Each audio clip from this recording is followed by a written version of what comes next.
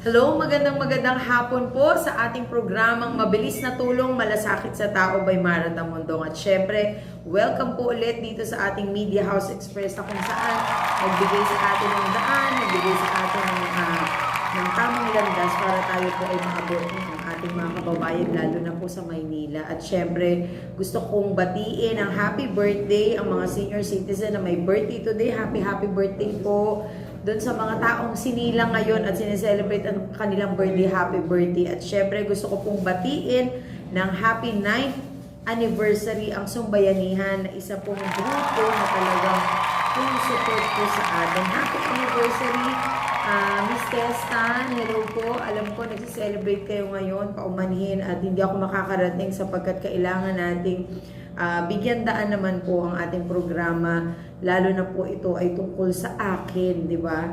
Katulad niya ng aking picture na nandito sa likuran, isa sa mga na-reminisce ko na itsura ko noon, hindi naman noon, siguro mga 10 years ago. Pero syempre, mamaya kasama po natin ang ating vice at mga konsehal. Ngayon, alam po ninyo, everyday, marami akong nare-receive ng mga messages bukod dun sa mga humihingi ng tulong. Siguro yung iba gusto ako makilala ng mas sigit pa doon sa mga napapanood nila, doon sa nakikita nila. Pero ang sa akin lamang po, for almost 3 years na ako po ay may sariling programa. Talagang isang malaking pribilehiyo para sa akin na may sarili akong teleradyo program. Kasi nung bata po ako, uso pa yung radyo noon, di ba? So pag may nagbabalita, makikinig ka lang sa radyo. Eh ngayon, nauso naman telebisyon. So nagkaroon ng TV, black and white, naabutan ko pa siya, yung lumang TV namin. So ngayon, teleradyo na, di ba? Tele na, radyo pa, di ba? Sabihin, habang tumatagal, nagkakaroon ng improvement, lalo na sa ating buhay. Pero syempre, masigit bibigyan natin ng daan. Kung ako po ay mabigyan ng pagkakataon, talaga namang yung pagka-high-tech natin ngayon sa technology, dadaigin pa natin yan para sa Maynila. Pero ang unang question po na nandito ngayon, sabi nga nila, sino po ba talaga si Super Mara Tamundong? Ayan close up yun. Ayan si Super Mara Tamundong, di ba? Na talagang superhero ang itsura. Pero sabi ko nga, hindi lang naman madadaan yan sa panglabas na anyo, kundi yung pangkalooban, talagang yung kalooban po natin para sa ating mamamayan, lalo na sa Maynila. Yan po talaga ang masasabi kong dapat tayo ay superhero. Ibig sabihin, handa tayong magbigay ng tunay na paglilingkod, sakripisyo, at talaga namang pagmamalasakit sa ating kapwa. Sino ba talaga si Super Mara Tamundong? Alam po ninyo, nung bata ako, napapanood ko lang si Superman, si Christopher Reeves. Pero pag sinasabi, Superman, ibig sabihin niya, talagang very powerful. Meron siyang kapangyarihan, in just a nap, kaya niyang mabago lahat. Pero sa katotohanan pala ang buhay natin na hindi ganun kadali. Pero para matawag ako isang superhero, malaking pribilehiyo. So, naging superhero ako marahil nung nakita po nila na 2 taon na higit na ako sa lansangan na bumaba para sa mga kabataan, para sa ating mga senior citizen, para sa mga tao pang mas nangangailangan na pinuntahan po natin ang personal. Para sa akin po, ang paglilingkod na tunay ay hindi na po binibigyan pa ng boundaries na dito lang ako, hanggang dito lang ako, kundi talagang mas maigi na ikaw mismo ay bumaba, yakapin mo yung tao, bigyan mo talaga ng totoong pagsiservisyo. Yun yung talagang tunay na pagtulong para sa akin. Marahil, yun po yung nakita nilang bagay. Kaya siguro tinawag akong superhero dahil nga hindi po ako nakaupo sa gobyerno, wala akong posisyon. Pero sa sariling effort ko po, sa sarili ko pong pagmamalasakit ay ginampanan ko ito bilang isang tao. Siguro nga sa haba rin ng panahon na tinahak nating lahat, marami na tayong pinagdaanan, parang natabunan na yung mga Superman, yung mga superheroes, diba, na tinitingala natin. Dahil nung bata ako, pag sinabi mong Superman, mabait yan, magaling yan, lahat ipagtatanggol. Siguro habang tumatagal, dahil busy tayo sa kanya-kanyang buhay natin, hindi tayo nakakita na ng superhero, diba? Parang siguro maswerte lang ako dahil sa aking panahon ngayon, napansin ulit na pwede palang maging superhero kahit hindi lumilipad. pwede pala maging superhero kahit hindi ganito ka-sexy. Di ba? Pwede pala maging superhero sa tao na sa sarili niyang paraan ay nakakatulong siya. Kumbaga, mas personal yung pagtulong, mas merong kang damdamin para sa ibang tao, mas nauunawaan mo yung bawat problema na nakikita natin sa labas at sa loob ng tahanan. Siguro yung pagiging superhero, yung makinig tayo, pakiramdaman natin yung kapwa natin at tugunan natin yung pangangailangan kung talagang kaya natin. At syempre, yan ay si Super Martha Mondong. Kaya po ako tinawag na superhero dahil ang mga senior citizen po talaga ang nagbigay ng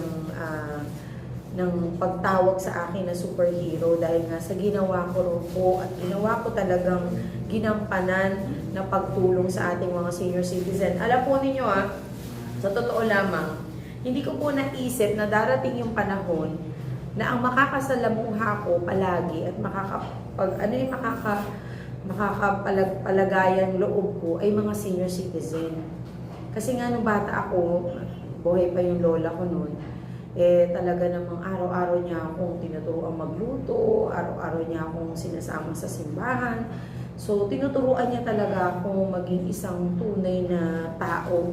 Sabi nga sa akin ng lola ko, hindi lang daw sa pagdarasal nakikita yung pagiging relihiyoso ng isang tao, kung hindi sa gawa. Makikita mo yan, yung respeto na ibibigay mo sa magulang mo, yung pagmamahal na ipagkakaloob mo sa nanay, tatay mo, at sa mga kapatid mo, at bukod doon, mas lalong lumabas ka sa tahanan, mahalin mo sila parang pamilya, yun daw talaga ang pagiging isang tunay na tao. Kaya yung lola ko, naalala ko noong araw, nung ako sinasama niya sa simbahan everyday, sabi ko, pakasalanan kaya tong lola ko kasi araw-araw siya nagsisimba. Kasi parang iniisip ko, parang nag-oopisina siya kasi pagising niya sa umaga, sabi niya, daan ako ng simbahan, lalo pag bakasyon, talaga sinasama niya ako. Yun pala, no, darating ka pala dun sa punto na kapag umabot ka sa edad na alam mo, ito naman, Panginoong Diyos naman pagsilbihan natin, darating pala yung point na yun.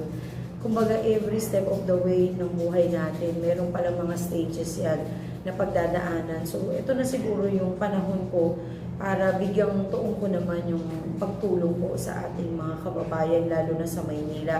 Dahil ako isang Manileño, hindi naman kaila sa iba na galing ako at lumaki, pinanganak sa San Andres Bukid, Maynila.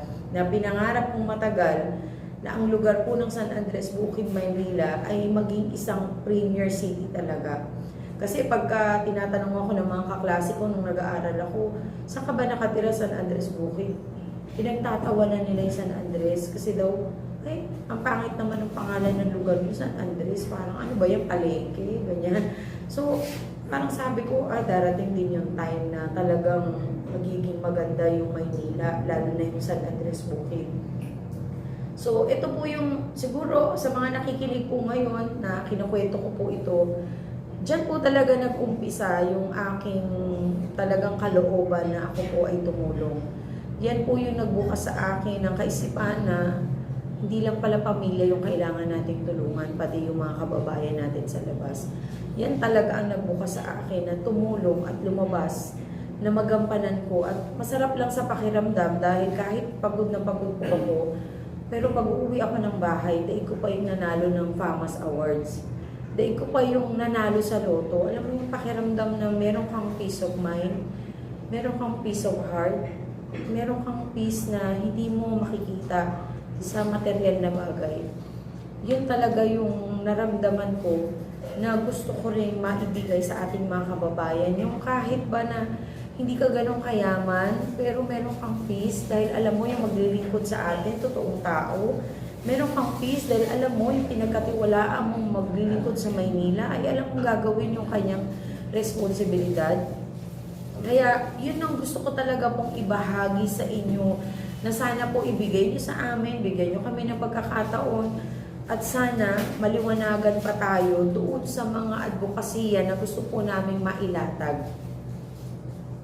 So meron pa tayong mga phone-in question dyan, baka may gusto kayong itanong para bago natin mamaya makakapanayan po ninyo ang ating Vice Mayor, Ms. Remy Goyales, Coach Hala Silvia Manansala, Konsehal Edwin Salve, Konsehal Edwin Cayetano, na tinatanong nga ng iba na actually meron ako nabasang isang question dito na ano raw yung masasabi ko nga doon sa present situation natin ngayon, lalo na yung mga kumakandidato rin na lumahok, marami ding problema. Mahirap po kasi magsalita para sa ibang tao, ano po.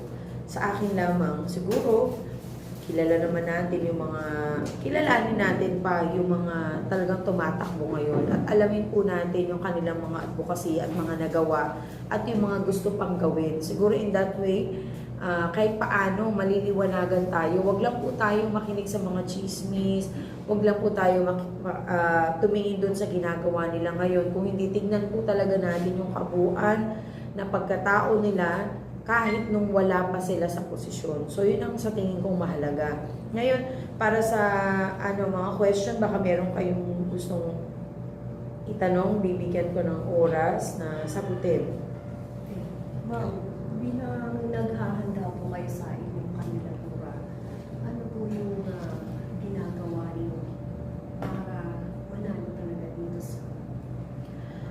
Alam mo, sa totoo lang, maganda yung question na yan, ano yung, paano ako naghahanda? Actually, 3 taon na akong handa Hindi ko nga lang alam na lalahok ako ngayong halalan. Handa ako dahil handa akong magsakripisyo para sa taong bayan. Magsakripisyo dahil ibibigay mo yung oras mo ibibigay mo yung lakas mo. Handa ako sa lahat. At lalo nang handa ako na tulungan ang taong bayan na magkaroon talaga ng tunay na programa. Yun yung talagang pinaghahandaan ko dahil sabi ko nga, kung wala ka kasing kalooban sa pagtulong, hindi mo rin magagawa Kahit pa sabihin mo na, magpapalakas ako para sa kampanya, malakas ako, ganito yung mga programa ko, ganito gagawin ko. Kung wala ka talagang damdamin para sa pagtulong, mahirap maghanda. So ako talaga, emotionally, physically, mentally, handa talaga ako. Mula noong ako po ay bumaba, lalo na po sa pagtulong sa Maynila. Ma'am, paano po natin i-encourage ang Manileño na imulat ang kanilang isipan na pumili na karapat-dapat sa darating na halalan itong darating na bayan? Oo nga Alam nyo, sa totoo lamang, nakakalungkot kasi yung ganitong kaisipan ng iba nating kababayan ay bunga rin ng maling sistema ng politika sa Maynila.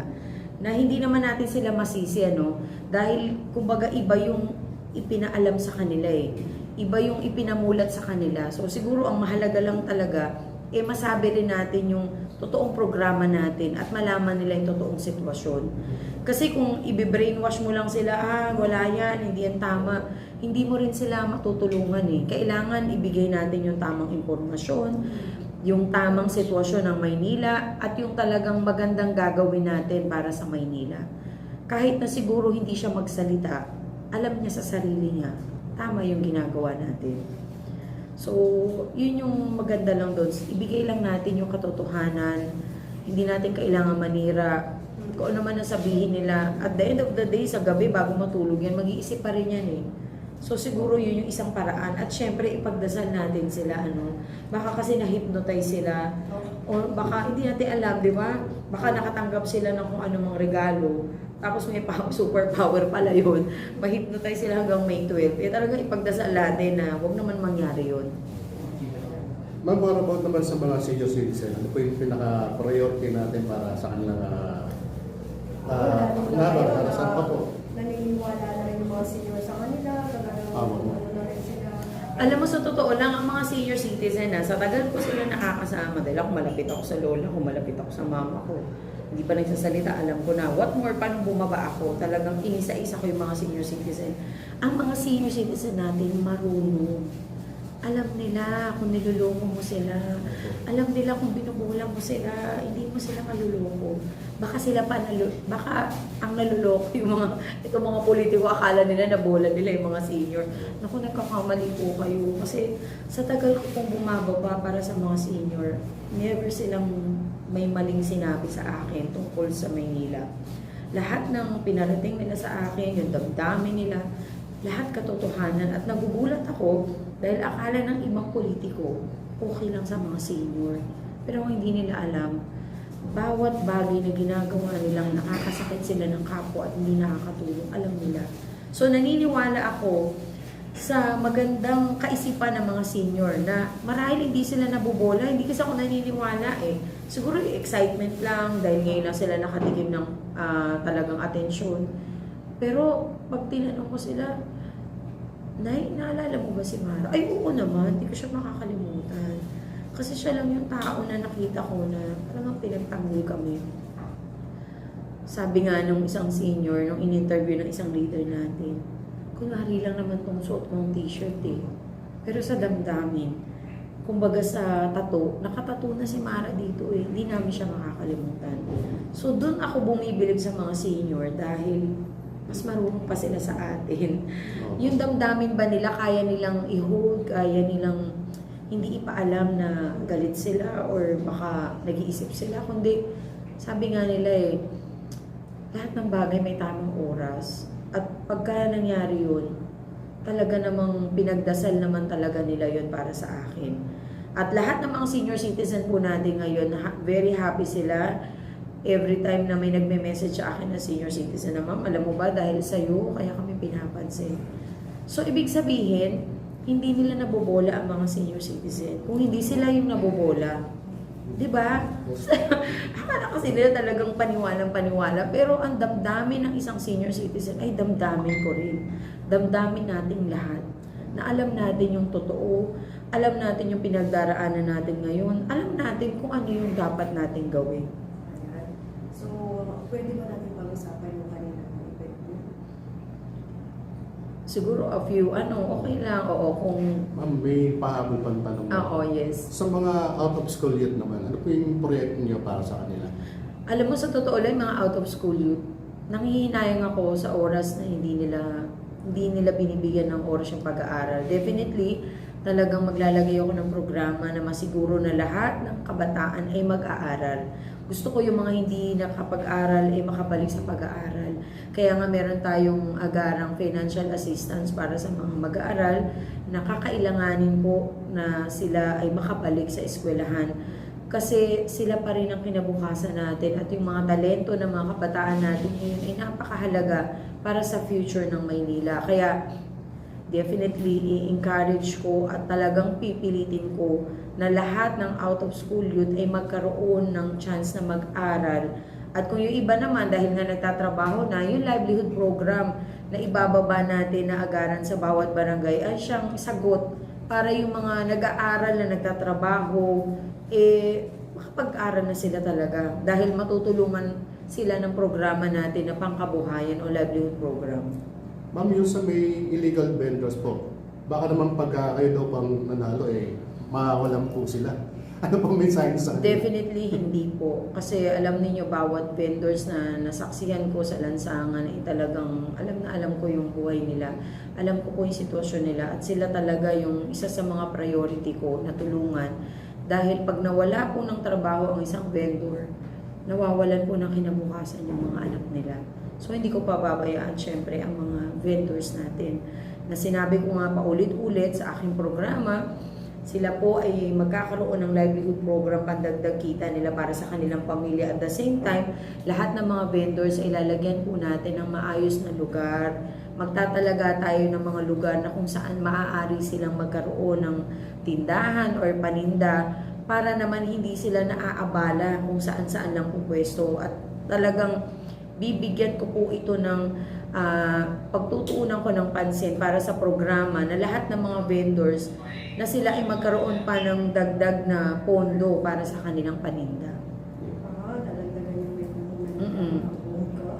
Ma'am, yung sa ano po, yung mga tricycle na operators, mga TODA, ano pong pinaplano niyo sa kanila? Sa kanila talagang aayusin natin yung kanilang yung terminal.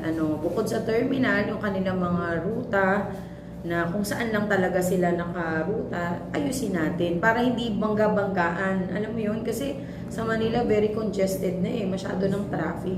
So mahalaga na kung halimbawa galing siya ng San Andres, hindi siya pwedeng tumalo ng Tondo kasi magkukos siya ng traffic.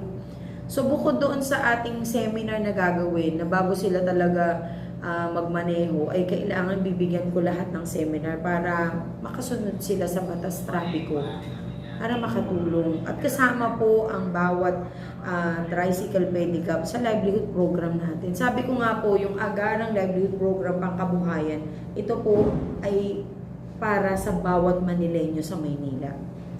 Eh, yung sa transparency naman, ma'am, ano po yung binabalak po talaga para naman mabili ng gusto ang ating mga Manileño? Transparency, definitely talagang ang budget ng Maynila ay ipopost natin kung saan napupunta yung budget. Ay, po-post niyo po. Siyempre, actually mas more than pa yung bala ko dyan, pero hindi ko muna sasabihin, alam mo naman gagayahin lang.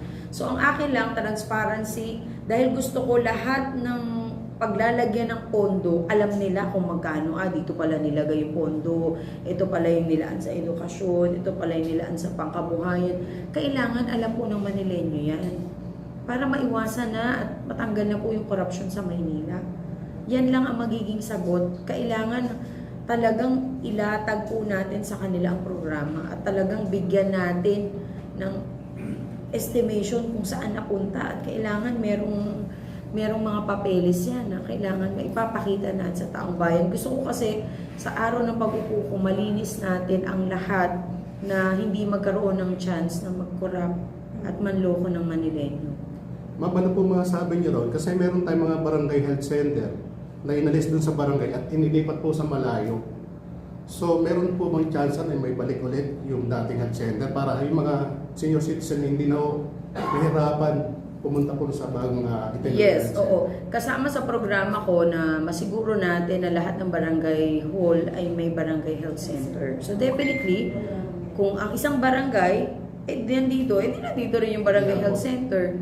So, anong reason para itapon mo doon? Not unless na lang kulungan yun, Opo. Pero yung health center, hindi pwedeng ialis sa tabi ng barangay kasi yung mga emergencies or yung mga pagtulong, lalo na kung may sakit agad, kailangan nandoon lang mismo yung mga barangay officials at saka yung barangay health center para matignan nila maigi at masiguro na may gamot doon, na may doktor doon, may magbibigay ng assistance at maiiwasan na rin yung kung saan-saan pa sila pupuntang mga ospital, lalo na kung madaling araw, gabi, tas wala namang sasakyan yung tao o pambayad agad sa ospital.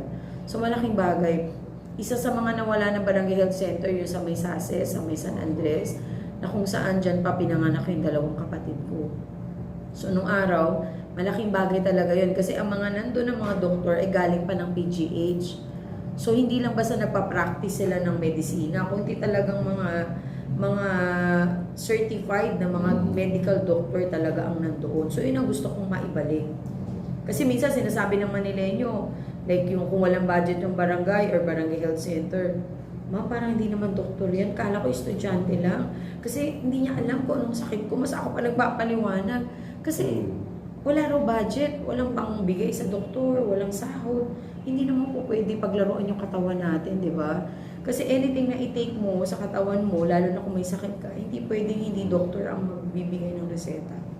Ayun, so ma'am, tatanong ko lang yung mga parking na naghambalang sa lansangan ng Maynila. Anong strategy ang gagawin nyo doon para malinis yun or maalis yun na walang nagagalit? Siyempre, gagawa tayo ng ordinansa para dyan kasama ang ating vice mayor at ang mga konsehal. Lalagyan natin ng ordinansa. Kailangan kasi talagang lagyan ng ordinansa kasi alam nyo naman ng tao, maraming question. At the same time, yung bawat lugar kasi sa bawat barangay, parang parking area na rin, di ba? Sa dami ng sasakyan.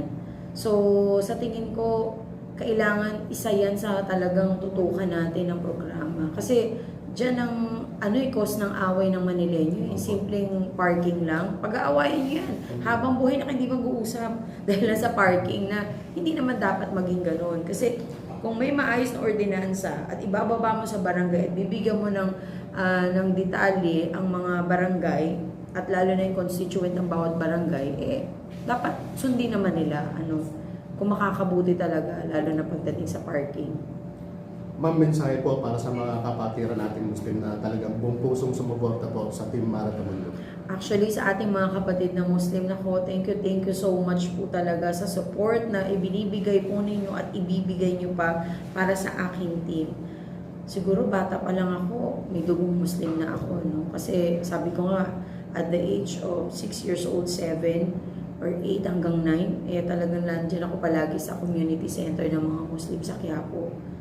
Akala ko, pag-uwi ako ng bahay, nakamalong ako. Minsan, niloloko ko ng mga kapatid ko. Hala, naging ano ka na talaga. Kasi nga, parang sa akin, nung bata ako, ang tingin ko talaga sa ating mga kapatid na Muslim, talagang may prinsipyo, may paninindigan. So, isa yun sa mga traits nila na siguro kailangan din natin tignan. At kailangan ang ating mga kapatid na Muslim ay bigyan din talaga ng programa, pagtuunan ng pansin. Kasi hindi naman natin sila pwedeng pabayaan dahil parte sila ng ating gobyerno. So, ayan. So, ma'am, mensahe po para sa Manileño. Ako sa ating Manileño, magising na kayo. Talaga naman kailangan, siguro kailangan ng magaganda sa City Hall, ano? Para talaga magising sila sa katotohanan. Ang sa akin lamang po, sa Manileño, alam ko naman, you should know better. Alam niyo na po Ako nga lumaki, 47 years old na ako, may paulit-ulit. Alam ko po kung ano yung makakabuti para sa atin. Alam ko po ang naging sitwasyon ng Maynila. Alam natin, di natin pwedeng itago. Ang sa akin lamang, sayang naman na tinawag tayong Manileño kung di natin aalagaan o pangangalagaan ang Maynila bilang isang premier city. Sabi nga kanina, di ba sa community, tayo yung parang tinitignan dito sa Maynila kung anong gawin natin, kagayahin ng mga karating ng mga city rin. So mahalaga na sa ating umag-umpisa yung tama, lalo na sa programa, at yung tama pong pagtulong sa ating kapwa. Kasi tayo po yung tinitignan tayo yung ginagaya. So kailangan bigyan natin ng tamang direksyon po ang kinabukasan ng bawat Manileño sa Manila.